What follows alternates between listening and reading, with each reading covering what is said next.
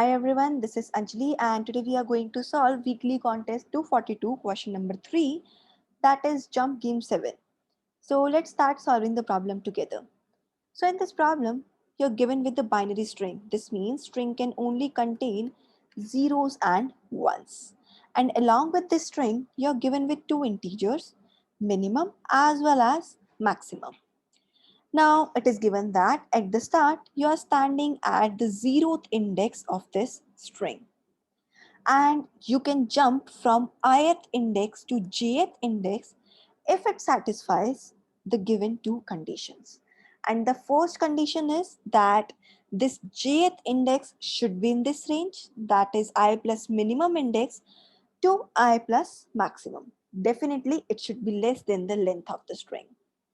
And the second condition is it can only jump to this jth index if the character present at this jth index is equals to 0. Now your task is to return true if we are able to jump at this last character of the given string. If it is not possible to reach this last character, then in that case you need to return false. So I hope you understood the question. So before moving further with the hint of the question, I would recommend you to please try out this problem on your own once and then only move further with the hint. So now I hope all of you have tried out this problem on your own. So now let's try to solve it together. First of all, we are going to see the examples given to us. So the first example is 0, 1, 1, 0, 1, 0. The minimum jump is given to you is 2 and the maximum jump given to you is 3. Okay, so first of all, we are standing at the zeroth index. From this zeroth index, let me write the indexes for you. Yeah, from this zeroth index, you can visit from second index to third index. First condition. Second condition is we can only jump to 0. So do we have any zeros in this range? Yes, we do. So we can jump to this 3. Again from this 3, let's try to find out the range. 3 plus 2 for minimum, that is 5. And 3 plus 3 for maximum, that is 6. We don't have any sixth index, so let's ignore this. And yes, we do have 0 at fifth index, which we can jump upon. And this is our last index, so yes, we can reach this index and we are returning true over here. Let's take the second example given, that is 0, 1, 1, 0, 1, 1, 1, 0. Again, the minimum and the maximum remains the same, that is 2 and 3. So let me write the indexes for you again. Now, if you are standing at the zeroth index, you can visit this second and third index. Do we have any 0 over here? Yes, we do. So we can jump over this. Now from this third index, we can visit from fifth to sixth index. Do we have any zeros present over here? No, we don't. This means we can't jump any further. We have to stop at this 3 and we can't reach this seventh index. That's why we are returning false over here. So basically, while jumping, what we are trying to do? If we jump from this 2 to 3, do we need this 0 anymore? No, but we need this 3. We want to store this 3 somewhere so that for the next time, by taking its reference, we can jump further. We can make further jumps. Even it would have been this 0 over here instead of 2, we would need this 0 for the reference so that we can find the further ranges to jump from this 2. So we want to store something. So to store something, we are going to use our queue data structure. Let's see how we are going to implement this problem with the help of queue data structures. So I'm taking the same example again, 0, 1, 1, 0, 1, 0, where minimum is equals to 2 and maximum given to you is 3. So as I discussed, we are going to take our queue data structures.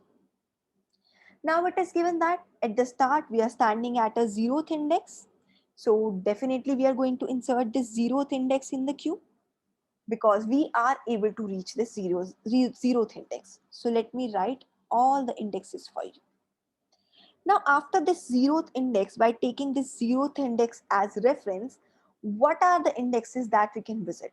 The indexes are from 0 to minimum, that is 2, to 0 to maximum, that is 3. Between this window.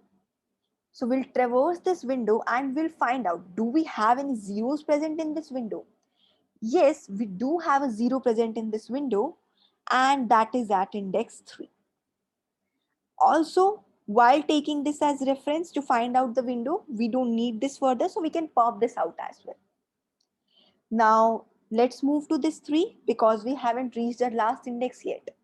So let's move to this 3. Let's pop this out and find the ranges which we can visit from this 3. So we can visit from 5th index till 6th index from this 3. We don't have the 6th index, so let's leave it. And we have a 0 present at the 5th index, so let's add it into the queue. And we have reached our last index, so it's possible to reach this, and we are going to return true over here. Let's take another example to understand this better. That is the second example. So again, your minimum and maximum remains the same, that is 2 and 3. Again, let me write the indexes for you. Let us make a queue, and in the queue, let us directly add the 0th index. Now you'll pop the 0th index out of the queue and you'll find the next range which you can visit. From 2 to 3, let us traverse this range and find, do we have any zeros? Yes, we do have the zeros. Let us insert it into the queue.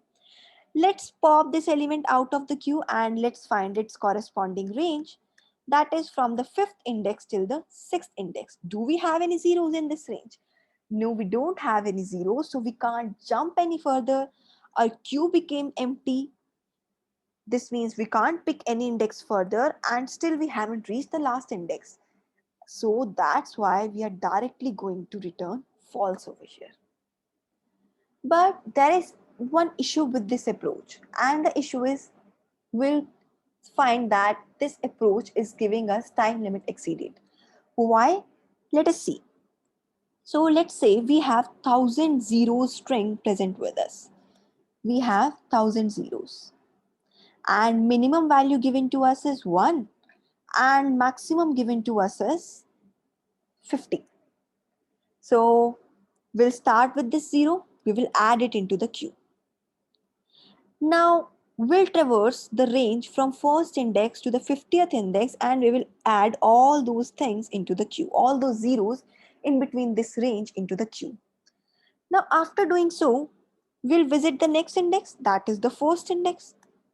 Again, we are going to do the same. We'll add all the zeros from this index till this index into the queue. So don't you think you are repeating these indexes again and again?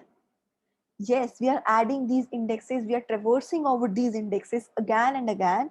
That's why our time complexity will become big of n square in this case. So how to reduce the time complexity? How can we avoid traversing these again? So the first thing that strikes to our mind is, to avoid this, we'll mark the zeros as visited. If the zeros are already visited, then we'll not add them into the queue and our time complexity will reduce. But that's not the case over here. Because even if you mark them as visited, while adding them into the queue, you'll check whether they are already visited or not. And to check that, you'll still run the loop over all these zeros again and again.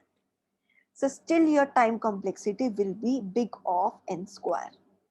So how can you reduce your time complexity? Let's say we have these zeros, we have some numbers in between, again some zeros. Let's say we have this string. And let's start with this 0 and let us add it to the queue. So the range that you can visit from the 0, let's say this is the range.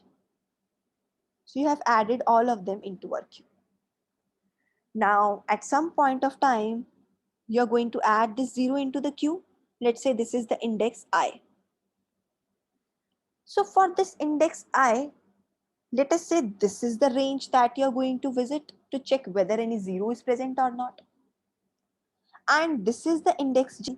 This is the range that you're going to visit to check whether any 0 is present or not. So when you're going to visit the range for this J, don't you think you're repeating this part? Yes, we are definitely repeating this part. So this is the minimum index for this J. This is the maximum index for this J. So you are repeating this path. So if you want to avoid repetition of this path, then if you could visit only from this point to this point, then you can avoid this repetition. So instead of checking from minimum to maximum, if you could check from this point to maximum, then a lot of repetition can be avoided. Then what is this point? This point is nothing but the maximum of the previous range that you have called. That is the maximum value of your I. So to keep on storing the maximum value of this I, let us take another variable, let's say k. So this will give you the point from which you actually need to traverse your string to find if there are any zeros or not. Now in this case, your time complexity will reduce to big of n only because you're traversing each character of your string only once. You are not traversing them again and again. Now let's try to see the pseudocode of this problem so that it would help you to write the code easily. So definitely we need to maintain a queue, and first of all we are adding the first index into the queue directly. So let's push the first index into the queue. After this, for the first element present into the queue, that is for the front element of the queue, you are going to traverse its minimum to maximum range. So for that, we are going to run a for loop to traverse the current elements minimum to the current element's maximum range. Now, definitely this maximum should be less than the length of the given string. But you should define this current, and this current is nothing but your queue's front, which you need to pop from the queue. Okay, let's move further. After this, in this range, if you are able to find any zero, then this means you need to insert that index into the queue. And while inserting those indexes into the queue, if at any point you find that this index is equals to your last element, then you will directly return true. No need to move further. But even while traversing the whole queue, you find out your queue is empty and you're not able to find this last index, then at the end of this, you're going to return false. But you're only going to return this false if you find that your queue is empty. So you'll repeat this process until your queue is not empty, all this process. So in this process, what you're actually doing, you're actually traversing the elements from min index to max index. But do we actually want to traverse all the elements from this min index to max index? No, we only want to traverse the element from previous max to the current max element. So let's take a variable for that as well.